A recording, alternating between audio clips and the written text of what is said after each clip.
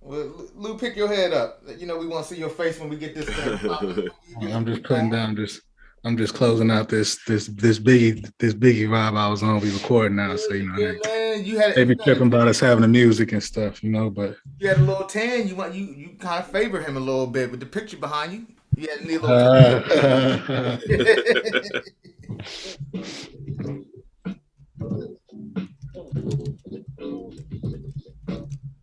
It's unbelievable. Welcome. How we doing today? It's another great episode, another great week. We here. It's the potluck. yeah, Everybody in the building. yeah. Yeah. Look, Lou's Yeah, excited. Why yeah, you yeah. excited? Why you excited, Lou? Why you excited over there? What you so excited? Man, I'm excited, man, because I first of all I love hip hop. First of all I like to eat. So shout out to the potluck. And the thing is, like, it's the fact that one of the greatest rappers alive died on March 9th. Yes, indeed. Just hearing some of his music, just hearing topics about him makes me smile. You know what I'm saying? When you leave that type of legacy, man, when people just like talking about you, you get elated from hearing the music, you even get inspired just by hearing the lyrics, man. I might write a bar or two or something later just because I don't listen to some Biggie songs today, So most definitely rest in peace, man. Christopher Wallace, the only Christopher we acknowledge was Wallace, right? Man, I hear you. So let me welcome everybody in. Lou set y'all up. Y'all know it's Biggie week. Get excited for this one. If y'all saw the Tupac episode, don't get it twisted. I'm just as excited. Biggie, East Coast blood runs through and through my veins. I'm gonna go ahead and Ahmad, how you feeling this week, man? Ahmad might be more excited than I am, and he's a California guy. Hey, when it comes to this, yeah, man. Everything Lou said is true, man. I mean, just Biggie, man. I'm excited for this episode because, Biggie was, such a skilled MC, and this is the legacy is stuff that we're gonna talk about later. You know what I'm saying? Just that's what I'm excited about, man. Just his lyricism, man. Just the way he would just, his swag, man. Biggie, like any beat you give Biggie, he was killing it, man. And just the flows that he brought from, Jamaica to here, you know what I'm saying, and just his roots, man. I'm excited, man. Hey, I love it. Yeah, man. Funny to see the storytelling, everything, man. It's ridiculous, man. I can't even talk right now. I'll try to explain it all that. I don't want to spill too much of it, but yeah, I'm excited, man. Oh, how you feeling? How you feeling, Otis? Mr. Nigga, 1, 2, 3, and 4. Right. Man, feeling good, feeling great, man. Yeah, man, I'm looking forward to today's episode. I don't really have the nostalgia factor when it comes to Biggie because I was, a young dumb kid caught up in the East Coast West Coast narrative. But when I finally opened my mind and gave the dude a shout out, man. The motherfucker was cold, Man. And one thing that I like about Biggie is he really can't be imitated. There's nobody that you can try to make your voice sound like him, but nobody can do his flow. He's just so unique and so original. Right. Shine.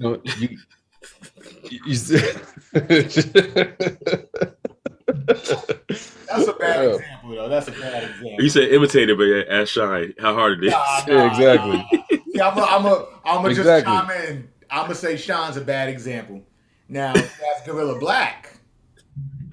Gorilla Black could tell you. He tried and failed too, but it's just nobody could, his, I don't know, it's something about his perspective and his mind, man, the way his mind worked. Dude was a master at this shit. And yeah, man, hip hop fans, we got robbed of a lot of quality music. But so sorry, real quick though, like I was about to say, you got Ja Rule trying to sound like Tupac when Jay-Z was doing his thing. There was this underground cat named Angelus that sounded exactly like him, flow and voice and everything. Like the nigga sounded like a clone. You can't do that shit with Biggie. There's nobody that even comes close. It's just And remind me later when we Definitely go unique, back on man. that, because I want to bring that up when we were talking about kind of how he came up and like his influence, Biggie's influences. Yeah. As well. You know, so yeah, man, definitely. So Biggie week, Biggie episode. Welcome everybody. You know, hopefully y'all love Biggie like we do, and if you don't, that's all right too. Because once you watch this, you're gonna go check Biggie out and be like, oh, I get it, I see it. Like Otis said, he wasn't listening to Biggie back then, East and West Coast. You know. But before we get into that, we got a couple little small side dishes we want to get into. You know, a couple good potato salads. You know, we're gonna find out if it's good potato salad or if it's got some raisins in it. Right? Not the raisins. Hey, man, the raisins. So first thing I want to ask y'all, you know, We don't do that here. around the Biggie time that was going on, a little bit after, was the double disc. That's right in that time that became popular. There's a good amount of hip hop double discs out there to kind of work through. What's one of y'all favorites double discs? How do y'all feel about the double disc? Did you all feel it was good, bad? Like just the whole when that was going on in mass? Did you like it? Did you think it was too much? You think everybody was trying to hop on it? And what's one of your favorites? What you think, Otis? Let's start. I'm gonna come right back to you. So my all-time favorite is All Eyes on Me. But Biggie's is number 2. I was all for the double disc when cats made sure that every song had some heat. Like some of the samples are a little bit dated on Life After Death, which is why it takes the second spot. But man, after that, everybody just kind of felt like, oh yeah, Biggie and Pac dropped the double disc, I gotta drop a double disc, and people just didn't have the quality to match. We talked about Bone. I did like The Art of War, but they had a lot of misses on there. Fuck man, Wu-Tang, like I wasn't that big on Wu-Tang. It aged well. Wu-Tang Forever really did age well. I didn't really like it at all when it first dropped. But who had a man? Fucking Mike Jones, that shit out of here. Blueprint 2. Man, chop that down to one album, you have a good album. But as a double disc, it's fucking whack. Streets Disciple, same thing. Chop that down to one album, you have take all the best songs out of Streets Disciple. It's one of the best Nas albums. But as a double disc, that shit is bad, terrible. Yeah, man, I like that these two guys made it a thing, but I just wish everybody put the care into it as much as they did. Fair. But also, those two, I think what one point that may go on missing what you're saying is those two were workaholics. Yeah, man. So they was in the studio, so the quality wasn't just them throwing on stuff and that was going away. They was always in the studio, so they had a lot of work material and they could pick. So stuff of legends, man. Yeah, man. Ahmad, what you think on the special? I mean, on the double disc. Double disc. Well, I mean, I'm a kind of like. I mean, I think it's kind of unanimous when it comes to double disc. It's either Biggie or Pac. I mean, I don't think I've ever heard anyone say anything different. You know what I mean? But I mean, like, just piggybacking off what you just said about how they were workaholics. I mean, they both died around 24, 25, man, and the stuff that they put out. I mean, like I said, stuff of legends, man. You think about Biggie he was writing for almost everybody. You know what I'm saying? He was definitely writing for Little Kim and a bunch of other people. But I mean, the fact that he was writing for other people and writing his own stuff, you know what I'm saying? I mean, and he was 24 when he died. Yeah. I mean, that's crazy, man. The stuff that he came out with and could have came out with if he wasn't writing for all these other people. And then with Pac too, Pac was in and out of jail, you know what I'm saying, a few times, or getting shot. I mean, dude was writing so much stuff, man. And they wrote, the two best double disc albums ever written by these two, man. You know what I'm saying? What are you laughing? Yeah, I'm laughing because as a writer, even though I don't write, it's crazy, man. As a writer, I'm thinking, well, if you get shot and then you in and out of jail, you got a lot of material to work That's with, true. That's he does. But I mean, but he had a lot of other stuff written too. You know what I'm saying? But not only were they writing stuff, but like Otis said, they put the proper care into those double discs. They didn't just throw a bunch of songs on and say, "Oh, I got a double disc." You know what I'm saying? They put quality. You know what I'm saying? They put their time in the studio, got with the right beats. You know, so they put the right lyrics together, got the right hooks, you know, together, all that stuff, and they, you know, so they made 2 quality albums, man. So I mean, like, both of their double discs are classics. You know what I'm saying? Like, and like classics that I don't know, someone like our age will probably be able to play forever. You know what I'm saying? Like, I mean, they aged really well. I mean, I can still play All Eyes on Me in Life After Death to this day. You could probably, I mean, you can still hear him in the clubs, hypnotizing, like, you know what I mean? You know, California Love. You know what I'm saying? You hear those songs. You can hear those songs in the clubs today. Maybe. I mean, I don't know. Like, maybe like an older club, but new age club, maybe not. But you know what I'm saying? Like, I mean, they're timeless classics, man. So What's your I mean, definitely those two. then? What's your third double disc? Uh, What's your third? Go ahead. This nigga about to say Sweatsuit by Nelly. no. Hey, No. real quick. Who had that album? Oh man, I didn't. I didn't have a sweatsuit. I did. I'm not surprised, Pete. Oh, Fetty Wap fan number extraordinaire. I'm not surprised. He had it all, man. Hey, Third is hard, man. Streets of Psycho? Not Nas? You know what? I like Street Disciples more than most people like it, but I still thought it was subpar. You know what I'm saying? Like, so I mean, I'll give it to I'll give Wu-Tang Forever the nod over that. I knew you were gonna do it. You know what I'm saying? I ain't gonna be biased. Not today. I appreciate Not it. today. We appreciate that. I'm not gonna be biased today. I believe in that. Lil, But I'll give. I'm assuming you got All Eyes on Me, Life After Death, 1 and 2, somewhere in there. Well, tell me if I'm wrong. No, you're not wrong. You're definitely not wrong. I mean, you know, it's like I mean, like TK was just saying, it's unanimous. You know, you either, you know, and it comes down to your vibe. It comes down to my vibe for that day because they're both great albums. Right.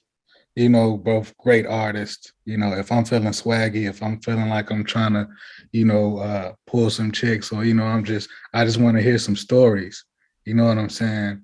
Because one thing about Big, he was a hell of a storyteller. Man, crazy. You know, that's what made him so good lyrically. Like his lyrics were so vivid.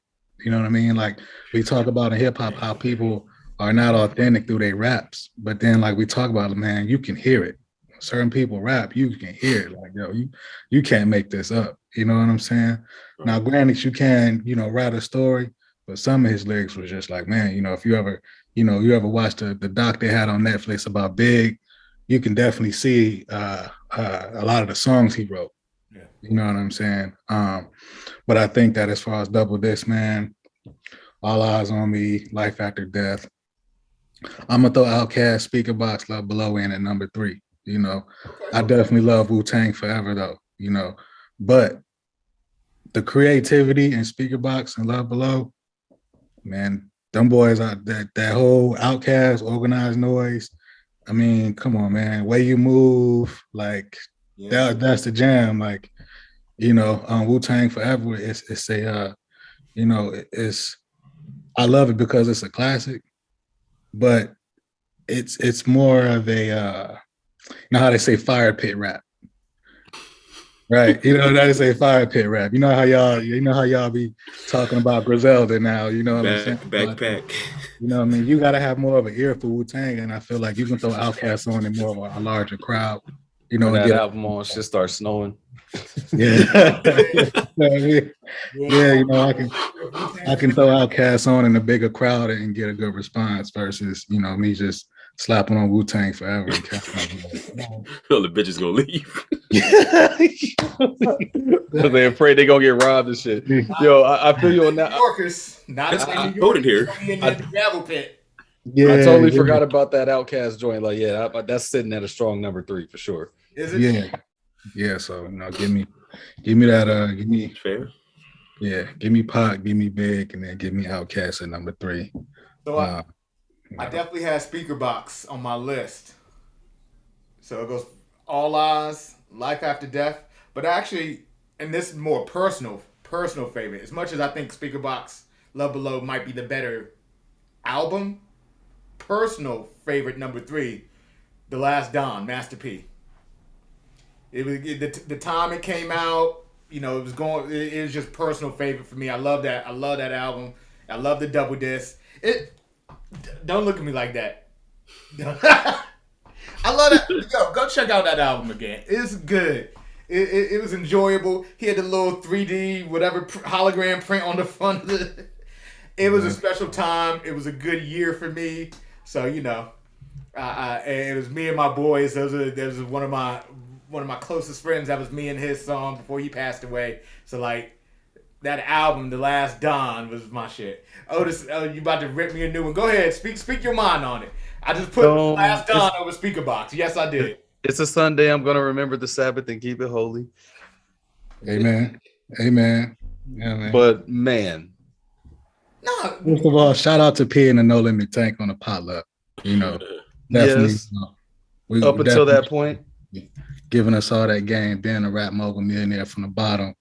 So we rock with P. It's definitely not personal, but we talking about top 3. And we on a Biggie episode now, so we're talking about really good music. Look, I enjoyed The Last Don. It had really good music. It had like songs like War Wounds. It had a bunch of stuff. I ain't gonna defend it, but y'all go ahead and check out Master P. The Last Don. I enjoyed fried pork back in the day. It doesn't mean it was good. Or good for you. Oh, my man said he was on a chicharrones, right? He said he was on chicharrones too. Yeah. I still enjoy fried pork. The spicy pork rinds and shit, man. Hey, listen, we on a potluck, man. But you paying for it. Potluck. We still enjoy pork around here. Don't let my Sunday vegan shit fool you. We still enjoy pork around here. So just like I enjoy The Last Don. You know what I'm saying? Swine. Hey man, if that's what you got on your dish, have at it, man. Yeah. You enjoy those raisins, my nigga. I see y'all ain't coming to the potluck if I'm on the grill, huh? We come for the drinks. You got the drinks. Listen, man, I'll be honest with you. Like, I probably didn't give Love Below or Speaker Box like as much respect as a lot of other people did. It had a lot of songs on that I like, but at that point in time, like, and don't get me wrong, Southern Playalistics is in my top 5 of albums ever. But it just, so I like The Last Don. I'm gonna go with that one. I'm not going with Nelly's Sweatsuit. That don't make the list, Otis. Nigga just gonna keep saying it too. Damn. Hey man, there's a reason the Mons Brothers one of my best friends, man. We run up on that hill and we gonna die on it. We like glory. We coming up on that hill. It's all good, man. It's all Got this good. good book in one hand and Bible in the other hand. It's all good. Rifle in one hand. Good book in the other. Happy Sunday. I had to give y'all a glory reference for Sunday, man. One of my favorites. Mm-hmm. Man, get out of here with that Master P, though. I respect Master P, all the stuff that he's done, but I ain't letting that slide either. I'm gonna listen to that album today and just. I think that was the first album that made me mad. No joke, I ain't even exaggerating, bro. Like, I was actually mad when I heard that shit. Like, what the fuck? This is what you're giving us on a double disc, 20 plus songs of this shit? Hold on, was it 20 songs though? No, I said 20 plus, but it's probably what, like 30, 40? I don't think it was that many. It was, I guess it was just about, it was 28. Oh, that's heavy, man. That's a lot of torture going on. That's heavy. Go back and check that out. I ain't gonna defend it no more. We're gonna move on. Nigga, oh man, they gonna use that shit in Guantanamo Bay to break niggas down. Hey, waterboarding ain't working. throw on that masterpiece. Y'all funny, man.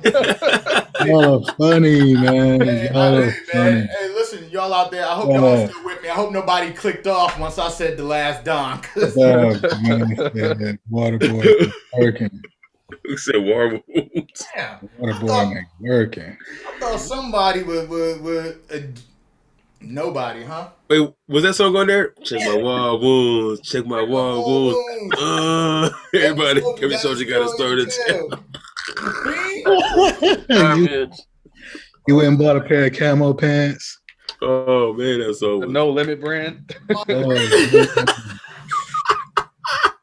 All right, so there was one moment on the album that I thought could have thrown out. Just one. You mean the 28 songs? The 28 songs in one moment. Oh shit! I ain't gotta take this on Sunday. Welcome to Biggie Week. We go back to Biggie. My choice stands. Love Bop.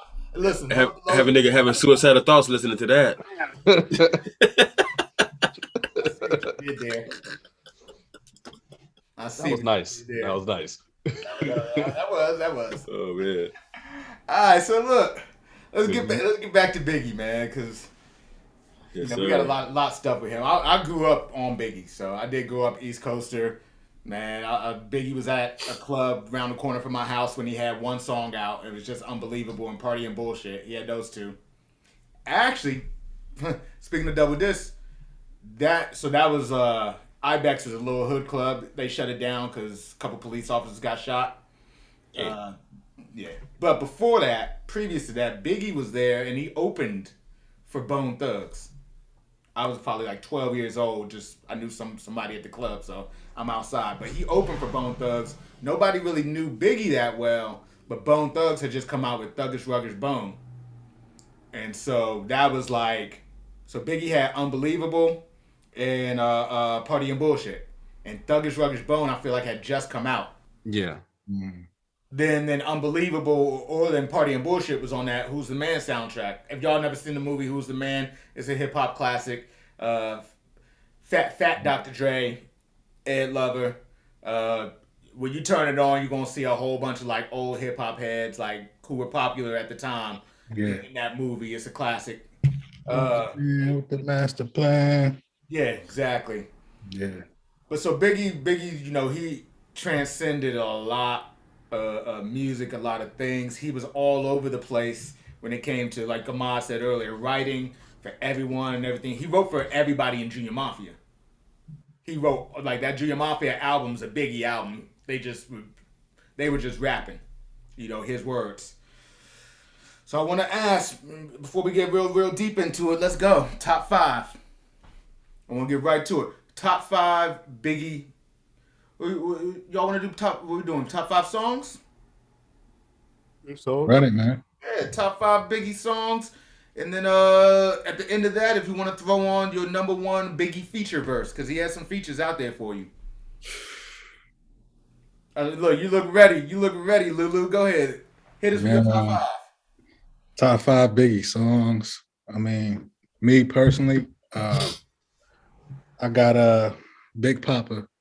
You know, always. You know, you can't deny Biggie over Isley Brothers. You know, you throw that together. You know, to all the ladies in the place with style and grace. You know what I mean. You already know, man. That's gonna set the mood wherever. You know, old school, new school. You know, if any kid hate on, you know, Big Papa, like, we gonna have some issues. But, you know, definitely Big Papa to set it off. Another one is More Money, More Problems. I mean, you know, classic. Yeah, another classic verse if we gonna go there, you know, no info for the DEA. You know, he's just phonetically, lyrically too, like BIG, no info for the DEA, federal agents, bad because of flavor, and they tapped my cell and my phone in the basement. Oh, come on, man. You know, I mean, More Money, More Problems. I mean, it's such a real concept too. You know, it's a living theme. Like I was having a conversation yesterday with someone, and we was talking about how people are afraid of their own potential. You know, people are afraid to fail, but at the same time, a lot of people are afraid of success because of more money, more problems. Mm-hmm. You know what I mean? Like, so I mean, more money, more problems. More money, more problems. At that time, no one had really been out like in our community and been like, look, we all chasing this dollar.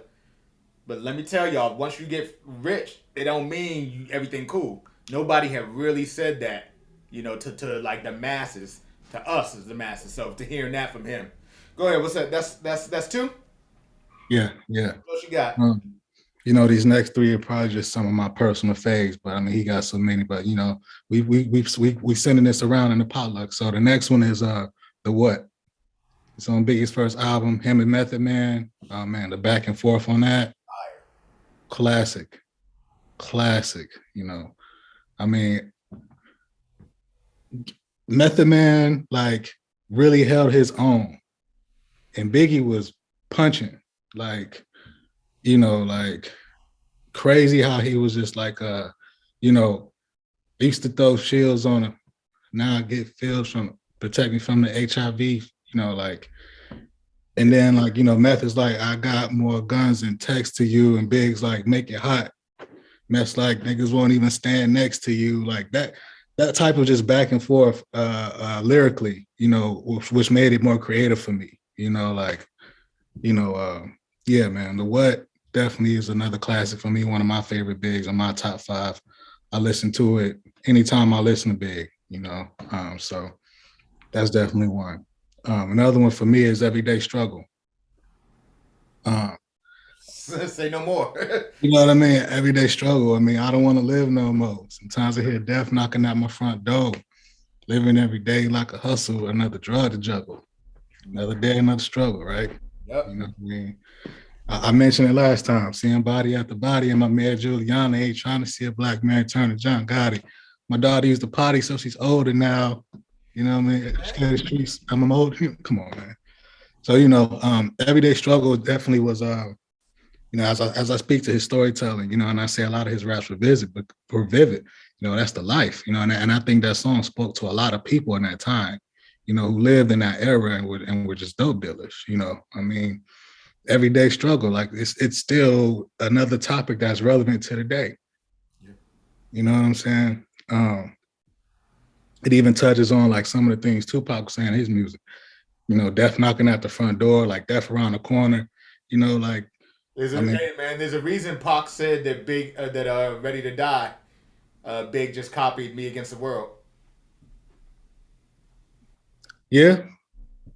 That whole era right there, man. Yeah. You know, it's you know, so yeah, I got everyday struggle. And then lastly, I got Story to Tell. Okay. Just cause, man. I mean, another great story, which happened to be a true story, if you really know. Anthony Mason. You know what I mean? So again, you know, for him to actually put a song out like that, you know what I'm saying? And the way he made it sound, it was him, and I want to say that's the Loxies, but because it sounded like Styles or whoever he was telling a story with, and they was kind of just chiming in, you know. But he was like, man, I don't know, it's one of them Nick dudes, like, you know what I'm saying? But to be like, you know, she telling me to stop, but she kept getting closer, getting hot like a toaster. You know what I'm saying? Like the disrespect. He didn't say his name, but he put a one of them 6'5" niggas. Yeah. What you gonna do about it? You're not gonna do nothing. Here you are on album. I'm telling you about how I smashed your girl and robbed you. What you gonna do about it? Yeah, what do you say? I'm in his ass while he play against the Utah Jazz. Ugh. And the funny part about it is, if you ask most NBA guys, especially back then and the couple years, who they wouldn't fight, it was Anthony Mason or Charles Oakley. And Biggie was like, I don't give a fuck about y'all. It's like, hey, he said he heard him creeping up the stairs, but he had his Roscoe on him. So he flashed a burner. He started pulling up mad paper out the rug, like, you know, 100 cash. Just don't shoot my ass. But I can and I will, though. So you better talk to him. You know what I'm saying? Before I put a spark to him, lose a major part to him, arm, leg. Come on, man. Oh man, what's your favorite Biggie feature? Story to tell, man. My favorite Biggie feature. Verse or feature? Man, I mean, that's tough because he killed everything he was on.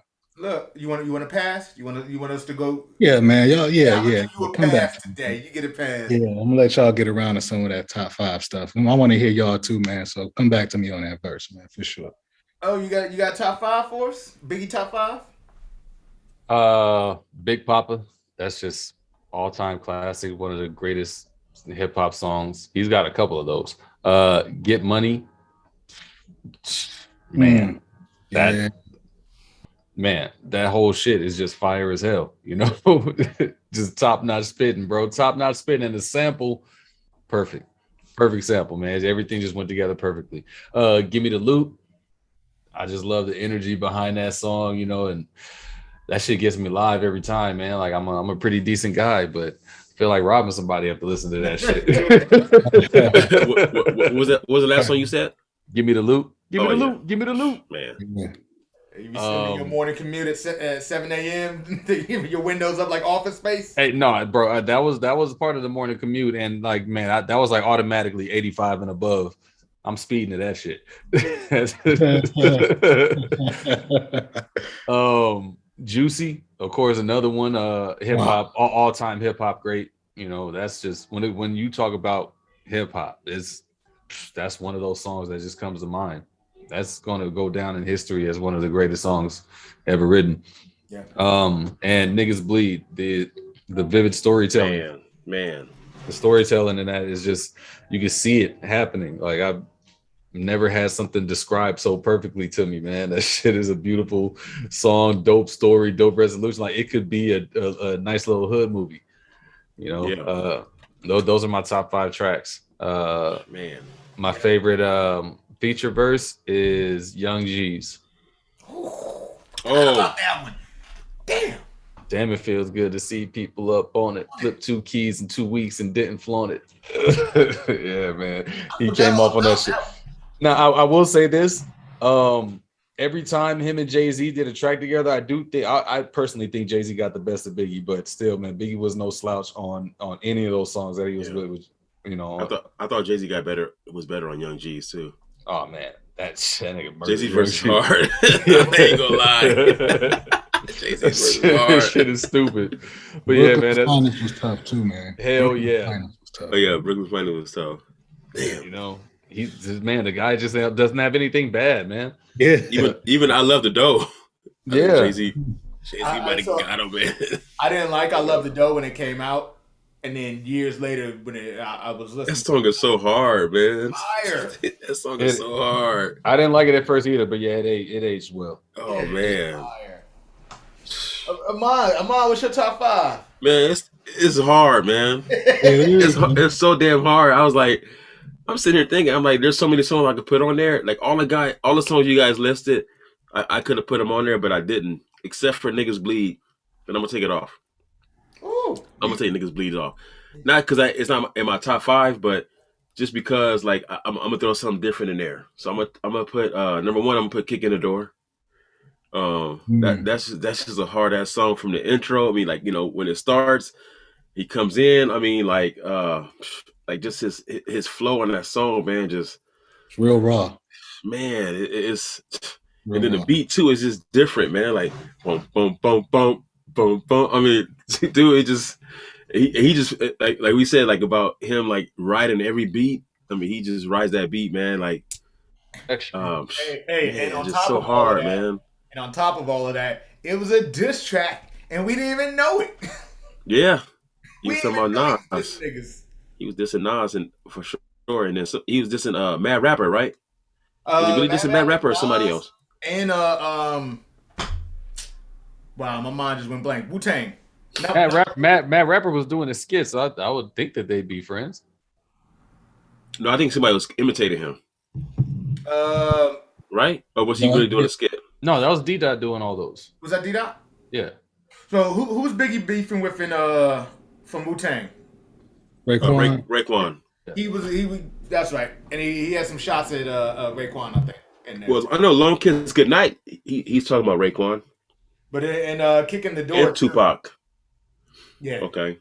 Yeah, he definitely. Check DJ Premier's got an interview where he talks about making that beat with Biggie and what he was talking about. And who he was talking about.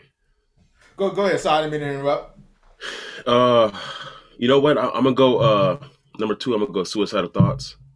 Because I mean like just from a just from a different perspective as far as like I think was it Lou that mentioned More Money More Problems. and how like like that kind of song, like like you said, people are afraid of all of that. You know what I'm saying? Afraid of failure. And some people don't realize all the stuff that comes, because people be like, oh, I want to be rich, I want this, but they don't realize all the stuff that comes along with it. And I feel the same way about suicidal thoughts. He come from that perspective, like, hey man, like all this pressure, all this stuff getting to me. You know what I'm saying? Like don't think that these thoughts don't run to my head either. You know what I'm saying? So I mean that one, I think that's just a hard song as far as that. I mean, it's not like the song that you would play like at a club or anything. You know what I'm saying? But just like a song that's really thought provoking. Yeah. Out of all the songs, I think that's one of them. So Oda said "Niggas Bleed." That was gonna be my number 3, but I'm gonna turn it off. I'm gonna put "Somebody Got to Die" because I wanted to put a song that really defines Biggie's storytelling. Okay. So instead of "Niggas Bleed," I'm gonna put "Somebody's Got to Die" because I wanted to do something different. So that song right there, same thing. Like we talk about how vivid his lyrics were. Like when he's rapping, I can picture all the stuff happening. You know what I'm saying? Like and then even like the jet in the background makes the song even more hard. Cause you just like you just think about the jet, and then you hear about somebody knocking at the door. You think about him, getting up, cocking his shit and going downstairs, and then like I mean, just like everything, man. Like the imagery in that song is dope. Before I'm gonna put "My Downfall." I like that song with DMC on it. It's a hard song. Yeah. Let me see. And then number 5, I'm gonna put "One More Chance." For that song that's like that. I mean, I could have put Big Papa. Big Papa's a better song in my opinion, but "One More Chance," like when it comes to his slow, like what I'm saying. What I'm saying, like. Yeah. There you go. That kind of song. I'm gonna put "One More Chance" remix. The remix, not the original one. The original was kind of whack. I had the remix. I was like, he better be talking about the remix. No, it's the remix. Not the original one. No. You can take the original one off the album and put the remix on there and remake, because the remix is way better, man. Me and you around the same age. I know. Oh, and everyone else young. You remember that summer when that dropped? That was all you heard on the radio. Yeah. Like. "One More Chance" remix was it? You didn't even hear the original. I didn't know the remix wasn't the original. Right. Yeah, for real. That's all I ever heard. To the album, I was like, yeah. Uh-huh. So was it the 4th for you? What's your 5th? No, that's 5. That's 5. Give me the verse. Give me the verse or the feature. Verse. Oh man, so many like Lou said, man, he was killing those features, man. I'm gonna go with well, I like how what's the name starts, the one with 112. Jesus, the notorious, just please, lyrical thesis, but overall verse, I'm gonna go with "Flavor in Your Ear" though, in remix. That's so hard, man. Like we were talking about earlier before all this. We were talking about how the original song was a classic, but nobody even cares about the original song no more because his verse is so hard, and you got like LL Cool J on there. Who was on there? Busta was on there. Yeah, but it's Biggie in your ass grease. Yeah. But you didn't have to mention LL. That was one of LL's wackest verses. Shit. No, I'm just saying, like, notitious, skeevy, delicious. Nigga, what the fuck? His verse wasn't hard at all, but I'm just saying, like, the fact that you got other people on there that he just killed them. I mean, I don't even think this nigga know what couscous is. He said, "Give me couscous, love me good." Like, listen, give you food. It's been a little thing going around the internet lately. Like, yo, he was doing some weird shit in his videos, and he really was, but. Like, LL? And in each of those, he was like, "Yeah, I should have did more of that." Oh yeah. I should have went harder. I mean, L could have put a whole tub of chocolate on her. Trying to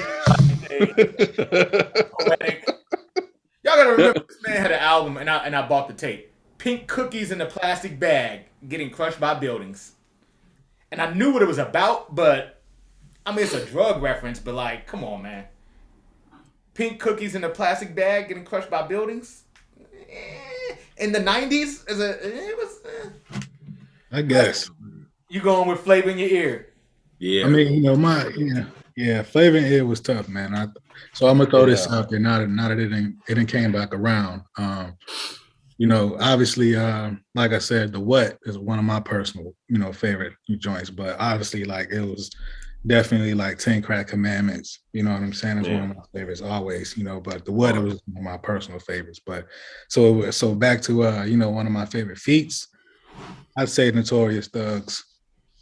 Okay. Yeah, you got it. Okay. Can't go He wrong with just that. opened up a whole nother side of Right. you know what he's capable of doing. Like Right. you Bone, and he did the you know, Bone and Biggie, you know, and I think not only his verse, it was the way that they set it up for him coming on. Bone and Biggie, it's Bone and Biggie. Like they was like hyping it up, like, oh, like it's Bone and Biggie now. Like, yo, that's a long ass intro though, man. Yeah, I know, right? Y'all niggas start rapping. So they really was setting them up. Like they was setting them up. The old head who had that album when it first came out, I was like, this shit rocking, but they're gonna rap. And then that shit hit, it was like Armed and Dead, and I was like, I'm out. We can leave. I don't think I heard Bones verse for like 3 years. I was just rewinding Biggie's joint, like, nope. Yeah. And the thing was, like, you know, obviously Pac did his thing with Bone, you know, but Biggie's joint was better. Like, I mean, you know, I get Notorious Thugs, you know, better than you know, Thug Love, 100%. Yeah, I mean, it's just, you know, like I said, the build up, the way the beat build, and the way the Bone was like, Notorious Thugs, and then it's like, boom, Armed and Dangerous. Ain't too many can bang with us. Straight up, we know, angel us, label us, Notorious. Like, oh man, come on, man, come on. Let me criticize us real quick. The problem with the Potluck is this. My personal problem is that everybody in the world who's known me for all my life knows that if Pac were to show up right now, I shoot everybody for Pac. I got Pac's back. But the problem is, y'all put me in the goddamn corner, and I damn sure want to say Thug Love is the better song, but it's not. Lying. And Notorious Thugs is, and Biggie outspit Pac 1,000,000 times over. Sure. And I hate it because this goes out to the public, and y'all get to hear me say it. Wait, get to hear you say what? I missed. Get to hear you say what? Okay, look. Before I give y'all my top five, somebody else before I give y'all my top five, I'm putting it out here. I've been holding this in. So Tupac is my favorite rapper, hands down. I think he's the GOAT for many reasons. Blah blah blah. This, that, and the third. We all know that. This is about Biggie right now. And if I'm being honest, woo. Somebody, look, there's some niggas who know me for 20 years. They about to roast my ass like none other. If I'm being honest, Biggie is the better rapper and lyricist. Okay. Yeah. I said it. I'll say rapper. I don't know if I can put lyricist. Yeah, fine. Look, it's tough, man. Y'all know I've been riding with Pac for. It's Sunday, man. Don't lie today. Yeah. Big episode, man. I mean, you know, that's what we came here for. Look, I gotta be honest with y'all, man. I ride for Pac so hard, but man, the Biggie show, man. That's what we came here for, man. The honest truth is, and anybody who's known me for 20 years, you might want to call me out and be like, you didn't admit that shit 10 years ago. I'm admitting it right now, right here on the Potluck. Biggie got Pac in lyrics and delivery. You know, and rap. Delivery's kind of even, but rappability, like as a rapper, I'll give that. So that being said, I want to get out of there real quick because my Pac fans are gonna knock me over the head for saying that, but it's the truth. You know, you can't argue with the truth. That's just what it is.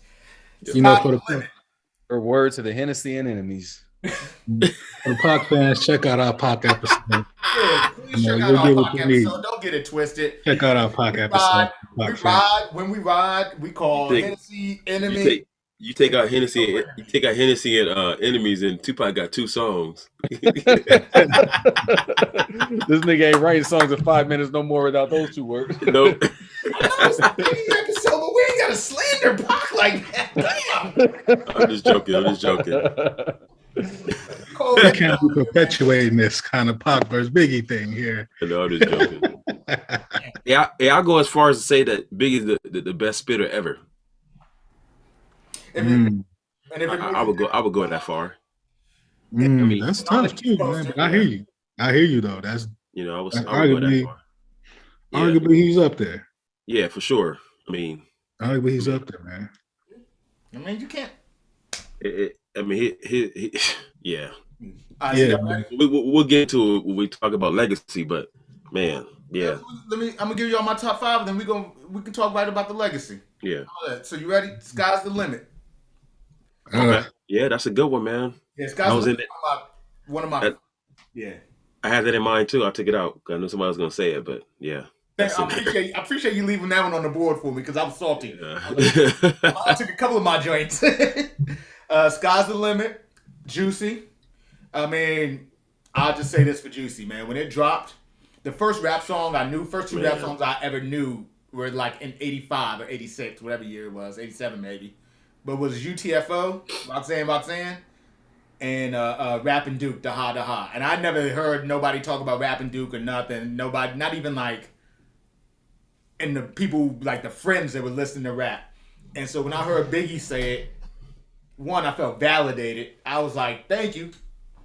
But 2, like, I was like, this nigga know his shit. He's on a history, on the game. He knows everything. So Juicy and the story, man. Like, the story from Sky's the Limit, tell him how he came up. Juicy's kind of like, and now I've made it. I'm here. Look at how my mama living. Also about hip hop. Yeah. You know what I'm saying? It's about how hip hop made it too. Hip hop, you were completely right. See, now crazy. Everybody go back and check it again and listen. Yeah, man. I'm gonna go Warning. I mean, storytelling galore, like the way he delivered it, the way it was, even with it was just like phenomenal. And even the way it ended, like, hold on, that shit's crazy. I had One More Chance remix, cause that's like, yeah, I'm gonna just leave One More Chance remix. I ain't gonna move that. That's what it is. And then honestly, I'm gonna go with the personal favorite for number 5 because y'all hit so many great ones, and I know there's a lot out there. I'm gonna go with kind of an underground personal favorite. Me and My Bitch, the remix on the show soundtrack with Computer Love as kind of the background. It's a live remix. I really like that version of it. So that's like maybe number 5. Okay. He's always gotten criticism for that first bar, and yeah, that shit is just completely unacceptable. I know it's a recycled joke, but yeah, man. Okay, so when I say Biggie ain't got nothing bad, like, okay, I take it back. That was the bad one. It's a bad bar. It was a good bar at the time. It's a bad bar though. Was it though? Nah, it definitely wasn't a good bar back then because you know how we was back then. You know, like I said, when I was a kid, bro, I had questions because I heard that shit, and then I hear R. Kelly saying "Big, bring that ass to me." Like, what's going on here? Hey, we don't talk about him. Potluck today, man. I can't discuss Robert. I ain't talking about Robert. Yeah.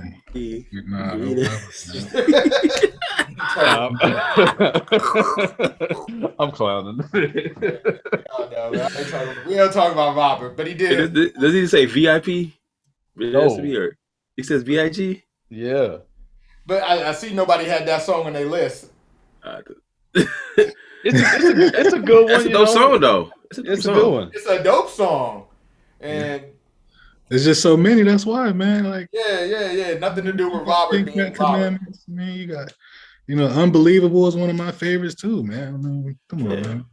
Live is one from Best Stuyvesant, representing BK to the fullest. Gats, I pull it. Like, so how about he comes on the track and just fine. I'm gonna get rid of Me and My Bitch then, because it's easy. I thank you, Otis, because you gave me an out. I'm gonna put in The World Is Filled. Which one? The World Is Filled. I love that one. Oh, that's dope. That's a dope song too. Okay, yeah. Short's one of my favorite rappers, and like to see somebody who was West Coast through and through, who came up the way Short did, but link up with Big, and like you could tell that they just it was a vibe, man. That's one of my favorites. And the verse, man, the motto, I told y'all my verse, the Only You remix. Yeah. And the way that rides into 112, you can have Ahmad was out there. Look, quick story time. Ahmad was out there when we lived in Arizona. I used to have big parties in my apartment, and I put on the Only You remix at one party, and it was a mixed crowd inside, but there was 6 or 7 and black guys, all of us outside. I think Ahmad was there with us, a couple random people I didn't know, and that joint came on, and man, you would have thought we was Biggie and 112. Everybody was singing and shit. But it's just so hard, man. Yeah, that's a hard ass song, man.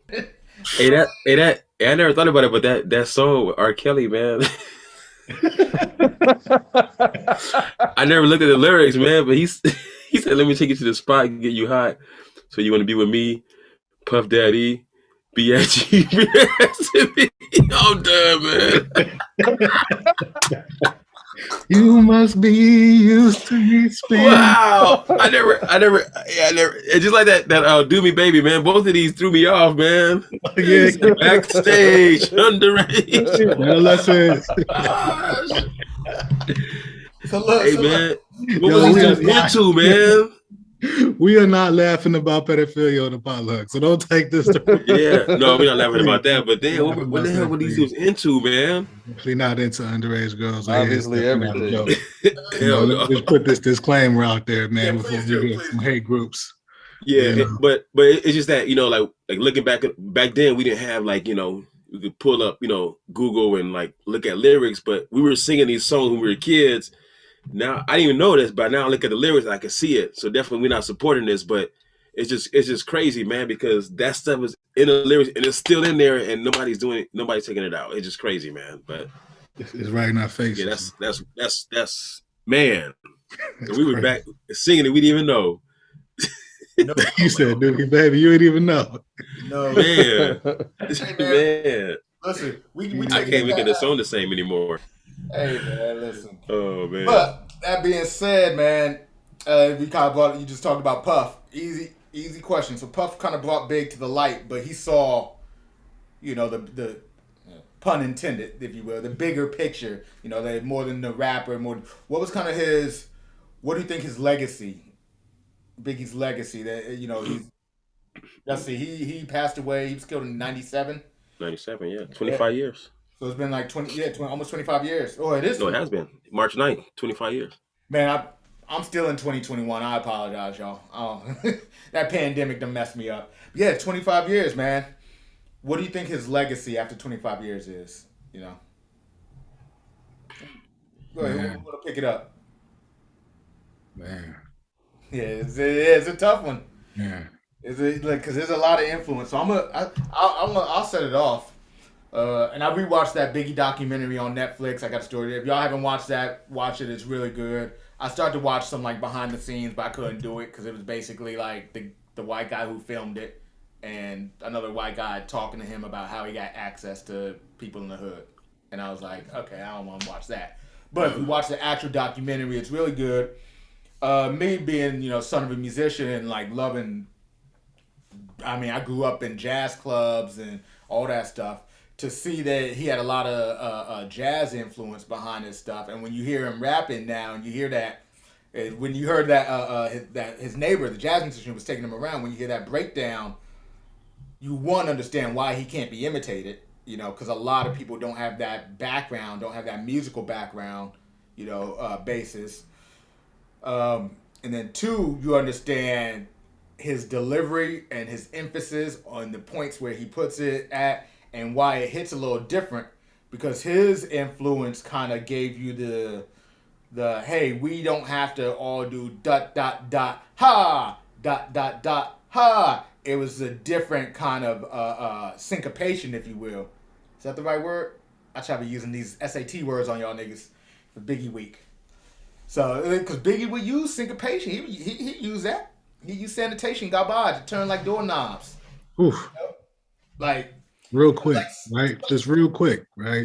Yeah. That's how Big was, though, man. You'd be in there bobbing to a song, and he would hit you with 5 different syllables, in 4 beats and 6 rhymes, and you're like, you know, like, but it's dot dot dot dot, and the emphasis would be on these different little syllables and stuff, and so it was crazy. So I think for me, the legacy, because there's always been great storytellers, and even if he's one of the greatest, there's been rappers. It's the way he approached it, the mindset that he approached it. He tells you about it when he's, you know, in Juicy, when he's like, remember rapping Duke the ha, like, and I was like, who knows about rapping Duke? He really came up listening to music. He had that jazz background, and that's where a lot of hip hop came from. Is that jazz? When you saw them talking about the drummer who kind of imitated, in that a lot of it's improvisation, right?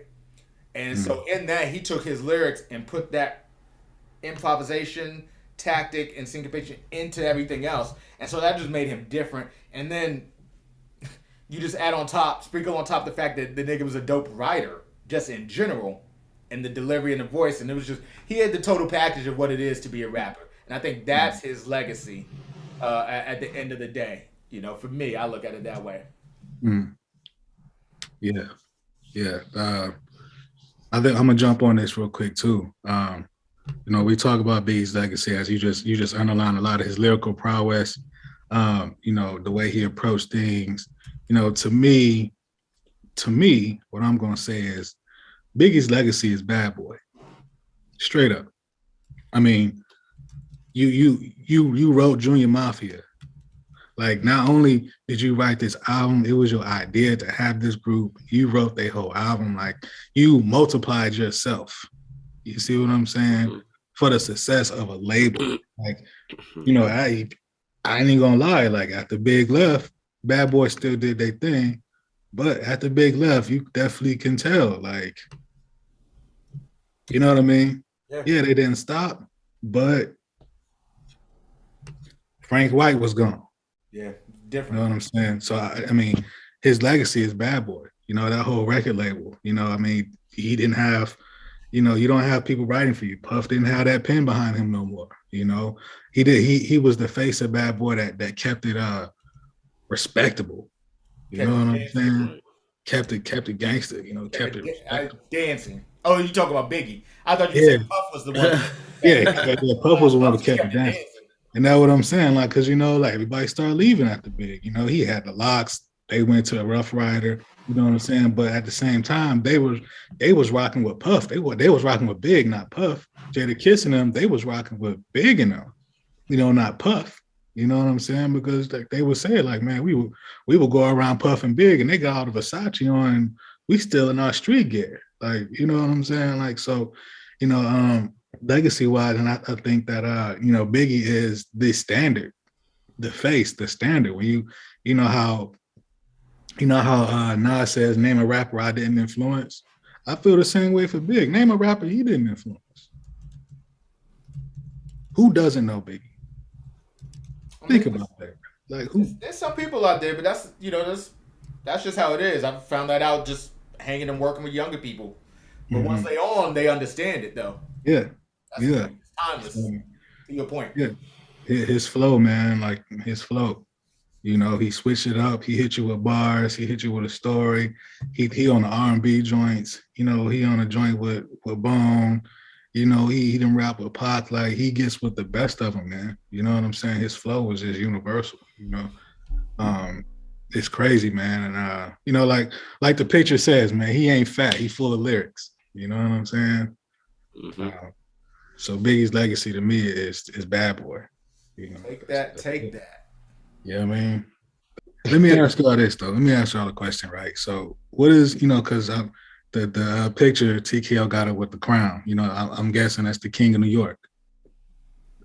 You know what I mean? When you hear King of New York, you know, and I hear other rappers say King of New York, you know, obviously Benny the Butcher, Benny is an acronym for best ever in New York, you know. So King of New York, who comes in mind when the King of New York conversation is up? And if Biggie was still alive, do you think that they would be able to dethrone him? By now, yeah. Yeah. I mean, I don't think Biggie would be rapping anymore like that. No, he'd be a businessman somewhere. He'd be running things. I think. I don't know, man, because he's been out of the game by now. I don't know, man, because his class is still rapping. Jay-Z is still rapping. Nas is still rapping. Like his class is still rapping. You add a few more albums onto Biggie, and he's only going to get better. Or I mean, it's a safe assumption, I think, that he'd get better than what he was. And yeah, man, I don't think anybody would be able to dethrone him. Even though Nas is really killing it right now, I still wouldn't put him as the king of NY. Like, I don't know, it's either gonna be Biggie or Jay. But I mean, shit, man, Biggie is kind of untouchable. The dude is just. Yeah. The dude is just nice. Like when it comes to the hip hop being like, I know everybody looks at their era as the best, but I honestly believe that the 90s was the true golden era of hip hop. That was like hip hop at its absolute finest. And this guy was on top of the hill. He was one of the handful of rappers at the top of the hill. And if it wasn't for his untimely death, like man, it probably would have been, you probably couldn't even debate his status as the best.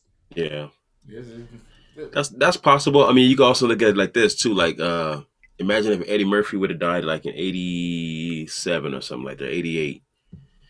Well, when Coming to America come out, like '88 or '89. 88, 89. 89. Imagine if Eddie Murphy had died right after that.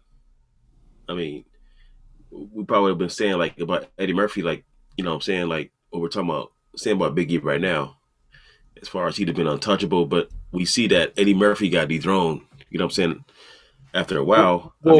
Comedy changed. Yeah. Like, as I think Jay-Z, because Jay-Z and Biggie's, their content and their style is similar enough to the point that, you can make this comparison. Jay-Z showed you that, and Nas too, that an older rapper from that era can still kill shit in this time. But I mean, if we're gonna just stick to the analogy, like, man, that fool Eddie, he still got some good shit, man. I don't know why he gets shit on the way he does. His legacy didn't stop in the 80s. It's just, I think it just becomes popular to hate people at some point, and that's what Eddie got. That's what Jay-Z started to get. No matter how good he is, he's still just gonna get that hate because because he's that damn good. Yeah.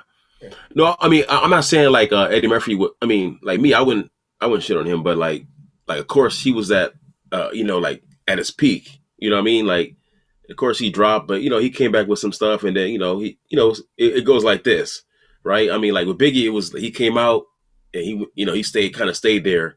He did 2 albums, but of course I think he would have eventually like dropped and then went back up. It's also time and era. If you were born in 95 or 96, or like after, like let's say you were born in 96 and just on the Eddie tip, you probably wouldn't consider Eddie much. Like you born, you wouldn't have. You'd be like Kevin Hart's one of the GOATs. What you talking? Right. Even born in like 2000, Kevin Hart's one of the GOATs. What's the GOAT? What you talking about? But it's the same token. It's the same. It's an era thing. So when you really put in comparison, as it is, because they do jokes and because we talking rap, it is apples to apples. But it's also personal preference. Now for me, Eddie's a GOAT. I don't really care for Kevin Hart too much in his stand-up. He's got some good stuff I like and some bad stuff. Right. But to your point, Biggie, I think there hasn't been anyone who's been crowned a king of New York since him, really for a reason, and like really like been acknowledged. Yeah. Like, I mean, y'all, if you haven't seen the procession, his funeral procession, when they got into over the Bed-Stuy, when they got over to Brooklyn, everybody was out. Yeah. And it wasn't just Brooklyn folks. It was people were out from all over. They had just come to Brooklyn to party. Now, it was mostly Brooklynites because they was there, But that's kind of why I'm thinking King of New York, because I can't think of anyone else to this day who would get that kind of reception, that kind of send-off in New York, who really repped New York like they did at the time. Timing's a lot to do with it because it was East Coast, West Coast, all this other stuff. But there's not even... I mean, I'm struggling to think of another person I would put that crown on for New York. Yeah, I mean, as far as rap, lyrics, style, confidence. I mean, he even made like ugly people feel like they was like legit, gave people that confidence, fat, black, and ugly, like, and he was still out here like, man, you know what? A lot of guys just figure like it ain't really about looking good. You just gotta have some swagger. Who they attracting with that line, what's your name, what's your sign? Like, you know what I mean? Like, man, come on, man. Biggie bars, like when you spit one little Biggie line, I see everybody else in the group be like, we want to keep on going with the lines because the bars is fire all the time. Yeah. I won't even lie. Right. Well, legacy wise, that's something that he brought, that swag. Yeah. Mm-hmm. You know what I'm saying? Like, I mean, even you look at, we talk about like influence. I mean, you look at Jay-Z. Jay-Z wasn't rapping like that before. You know what I'm saying? Like, a lot of people love that smooth Jay-Z. You know what I'm saying?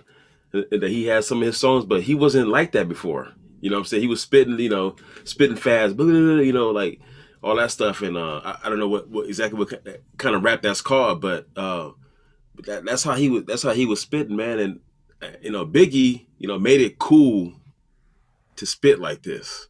Yeah. You know what I'm saying? But Biggie was so versatile that he didn't just do that. You know what I'm saying? But he said, I can get on these smooth tracks. I can get on, these other tracks and spit with you. I can battle you. You know what I'm saying? We can go live. You know what I'm saying? We can do all kind of stuff however you want it. But he brought a certain swag, and even like the videos with the in the VIP section, and I'm trying to think. I don't think cats were doing that before Biggie. What? Like the whole sitting in the VIP, on the one song. They were. Big Papa. It was sitting in VIPs before Biggie. But I mean, but I'm saying, who made it who made it okay, as far as video wise, who made it cool, you know what I'm saying, to do this, video wise, okay.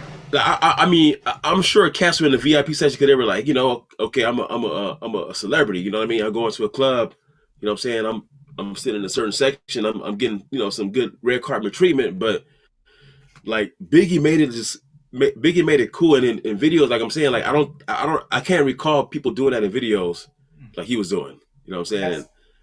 And that's the thing. Small side note, the Roots, they dissed him for it. They didn't diss him in particular, but they were dissing the industry in general for that. If you watch their Clones?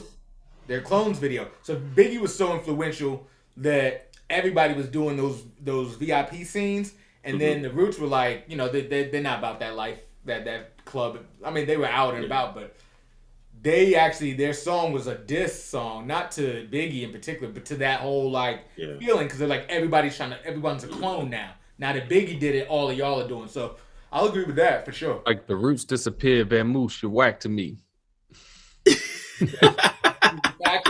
Y'all said, listen, Biggie take the poke you in the back to the factory. I see the gimmick to fake. I don't think they were hating on Biggie. I think they were just talking about the industry, and they were talking about, because we were coming from a Pan-Africanism time, the way half the world, half of us wear dashikis now. It's a lot of younger guys in the dashikis and all that. Yeah, stuff. People were wearing that stuff back then.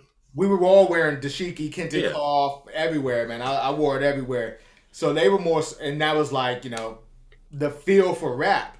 And so I think they were more so looking at the industry and we're getting away from being, and we talk about this in the group. We talk about this, the industry and the way it pushed rap. The Roots were kind of the push back on they were trying to push back at the time. Just saying, hey, we can't, it's not all about the money and the bling and being in the clubs and VIP. But also, to your point, I don't even know if it was just celebrities in there. It was a lot of, it's drug dealers, VIP. So once you see Biggie doing it, no matter, to your point on the smooth style, you know what that was, right? What was that? He took Big Daddy Kane, because Big Daddy Kane was one of his favorites. Yeah, he was. He took that style and made it less party style, and look, you talking that shit, but we don't have to be dancing around. And Biggie wasn't finna be trying to dance around like Big Daddy Kane anyway. But he slowed it down and was like, look, we're going to talk to these ladies. Big Daddy Kane, you got ladies, yeah. But they ain't, you know, we were transitioning out of the era of sweat your perm out in the club, ladies. Yeah, Dressed up like I ain't trying to sweat in here. So he gave him something. yeah. Yeah. You know, I don't even know if Versace was making clothes that big until he came through. You know what I mean? Could you go to Versace and get like a 3X like prior to like 94, right? Like, you know what I mean? But you mentioned in Versace and the mod, I know you mentioned the style and the swagger. I mean, for y'all younger folks out there, or not even just younger folks, but folks who ain't know about Biggie, there's a direct line from Biggie, and you look at the Versace he was wearing, and go look at what Migos wears right now. Go look at what a lot of Atlanta rappers are wearing right now. I guarantee Biggie was wearing that Versace shirt, the watches, all of that. He was like the first one out there doing it. And to your point of his legacy and culture, right now, we got people wearing it right now. Yeah. The same exact style shirts. Yeah, I got it. Yeah, yeah. 'Cause I definitely I got a hoodie. It's a black Versace hoodie, and it's a picture of the glasses he wore. There's a picture of the glasses he wore on a black hoodie that say Versace. But you know, if you know, you know. You know, it's actually called the Biggie hoodie in Versace. And I was like, oh, that's dope. Like, I mean, So man, he changed the culture, man. So look, we done talked about the top 5. We done talk about the legacy. We done talk about some of the influences and just how how much we love Biggie. We done had some back and forth, some arguments, or some disagreements, but not really on Biggie though. I think we all agree, man. He, as people who love hip hop, he's pretty much the pinnacle. He's who a lot of people modeled themselves after, or tried to be, and that's just not necessarily lyrically. That's like I just said, man. We still wearing Versace. The Versace shirts are back, and he started that in our culture. So really wanna him and some drug dealers. You know what I'm saying? That honestly. So I just want to give I want to personally give my respect to his legacy, to all his music. I think me and Otis were talking earlier, man. At the time, I was riding so hard with Pac, I stopped listening to Biggie for a little bit. And then, like, it was a mistake. I should have never stopped listening. But I obviously go back and listen to everything. So I just want to salute to one of the greatest of all time. March 9th, forever going to be a day in history for us. Biggie, if you're into hip hop, man, and you haven't gone back and listened to Biggie, take a moment, go back, go listen to his music, go listen to his catalog. Do yourself a favor. Yeah, do yourself a favor. If you're trying to be a rapper, man, do yourself a favor, go listen to him. Mm-hmm. Just listen to the way he changed. Listen to some stuff that came before him, and then listen to what he did. And relax and take notes. Yeah, man. Take totes of the marijuana smoke. Yeah. What? He's just full of lyrics, man. He ain't fat. He's full of lyrics. And the thing of it is, man, we love the lyrics, but ain't a single person, I don't care who you are, ain't a single person that could deliver like Biggie delivered them lyrics. Like, just hands down, man. So, look, what do we got? I want to sign off. What do we got for today, man? Tell the people something good. Lulu, what you got today? What you want to say to the people before we take off? Man, it's so much big, man. I don't want to just keep giving y'all Biggie bars, man. But it's man. Just pick one, man. Like today, it's the Biggie episode, and I'm like, just pick one, man. I done Notorious Thugs to Unbelievable to just pick one, man. So I'm gonna hold that out of respect. You know what I'm saying? So I don't have anything to say, man. I just rest in peace, man, and we'll always love Big Papa. You know what I mean? Bet, man, bet. What you got, Ahmad? What you got for us? His lyricism is something that I believe is unmatched. You can argue whether he's the GOAT or not. You know what I'm saying? That's another argument. But as far as lyricism, I don't think nobody messes with Biggie, personally. But that's just my opinion. So rest in peace, Biggie. I mean, 25 years. Life After Death came out March 25th, so we got a few more days for the 25th anniversary for that. So, man, Biggie, long live Biggie, man. Long live Biggie. Otis, what you got for us? And rest in peace, Big. Long live Biggie. Shit, run it, cousin. I can chill. The heat doesn't. Ran up in your shell about a dozen. You never seen bank like Frank White. Your hand clutching, your chest plate. Contemplate. You about to die, nigga. Wait. Keep your hands high. Yeah. Man. Hey, man. Love it. R.I.P. Biggie, man. It's the Potluck, man. We love hip hop. We're gonna talk about this. Shout out to everybody, all the new subscribers. I know we got some new people out there watching. Shout out to y'all. We appreciate y'all. Like, subscribe, share. You know, do whatever. Let us know what you think, man. Pull up. Yeah, man. Look, after realizing to master enterprising, I ain't have to be in school till 10. Then. If you don't know Biggie lyrics, man, go ahead on, man. Get your bars in there. I didn't listen. I wanted to do. You want to sip Mo on my lyrical flow, play Nintendo overseas and need pick up the phone, tell me, man. I got some Biggie lyrics. You got some? Go give us. Let me go. Give us a Biggie bar real quick. All right. Sign us out. Take us out, Ahmad. All right, here we go.